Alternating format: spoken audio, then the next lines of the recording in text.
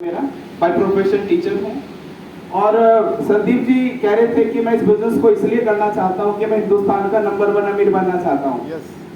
लेकिन मेरी ख्वाहिश है कि मैं इस बिजनेस का सबसे अच्छा स्टूडेंट बनना चाहता हूँ। मैं चाहता हूँ कि जब भी अच्छे स्टूडेंट्स का नाम आए तो उसमें मेरा भी नाम आए। खैर शुरुआत हुई इस बिजनेस की, मैं इसको करना नहीं चाहता था क्योंकि इस तरह के बिजनेस के बारे में मेरी सोच अच्छी नहीं थी। मैं यही सोचता था कि इस तरह के बिजनेस होते हैं, लोगों को ठगने का काम करते हैं और एक दिन आता है कि वो पैसे इकट्ठे करके कंपनियां चली जाती हैं। लेकिन वो कहते हैं ना कि जिंदगी में पता नहीं चलता कब अच्छा वक्त आ जाए और कब बुरा वक्त आ जाए। तो ऐसे ही मेरी जिंदगी में भी एक वक्त आया। शाम का 5 बजे का वक्त एक शख्सियत इस बिजनेस को लेकर के मेरे पास आए।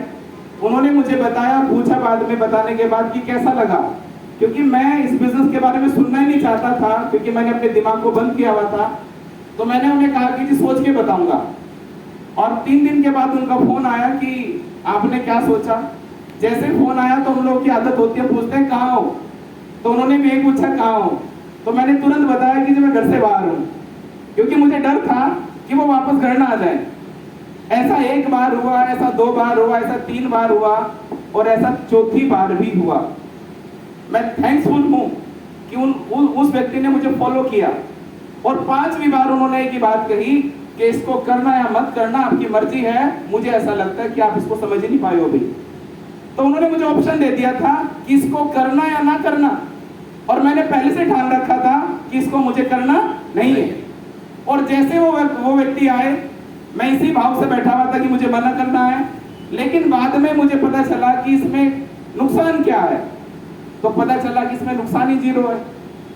तो सिर्फ मैंने इसलिए कर लिया था कि दोस्त आए, चलो जो भी होगा देख लेंगे।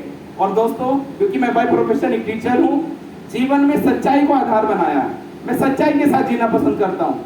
तो जैसे मैं कुछ एक लोगों के पास गया, एक टीचर होने के नाते मुझे मना नहीं किया।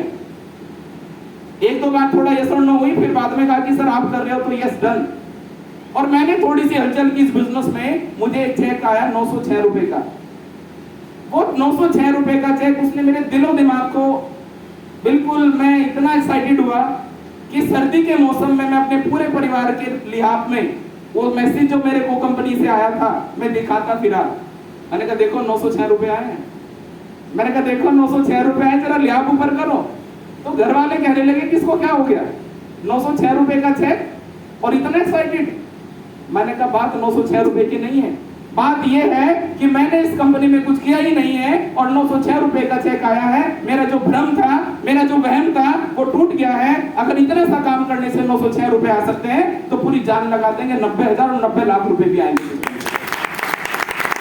और मैं पूरे दावे के साथ, पूरे विश्वास के साथ और पूरी होप और उम्मीद के साथ सर को बिलीव दिलाता हूं कि अगली बार जब सर का आगमन मुजफ्फरनगर में होगा और जिस भी वेन्यू में होगा, गारंटी देता हूं कि वो वेन्यू फुल होगा, उसे पैदा करने की जगह नहीं। हम कई बार चीजों को बहुत हल्के में ले लेते हैं। ये मुजफ्फरनगर है साहब, इसका हिंदुस्तान में नहीं पूरी दुनिया में डंका बजता है। सुनो, अगर आप दुनिया के किसी भी कोने पे जाकर के खड़े हो जाओगे और मुजफ्फरनगर का नाम लोगे तो आपको किसी न किसी रूप में लोग जानते हैं कि हाँ मुजफ्फरनगर दुनिया में है। तो मैं चाहता हूं कि हम सब साथी मिलकर के कुछ ऐसा तैयारी करें, कुछ ऐसे जज्बे के साथ काम करें कि जब हम लोगों के बीच में हमारे गुरुदेव आए